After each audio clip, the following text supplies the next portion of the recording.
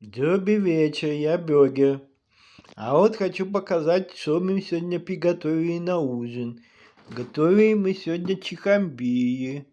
Что у нас еще есть? Огурчики, чаечек с бегамотиком, как я люблю.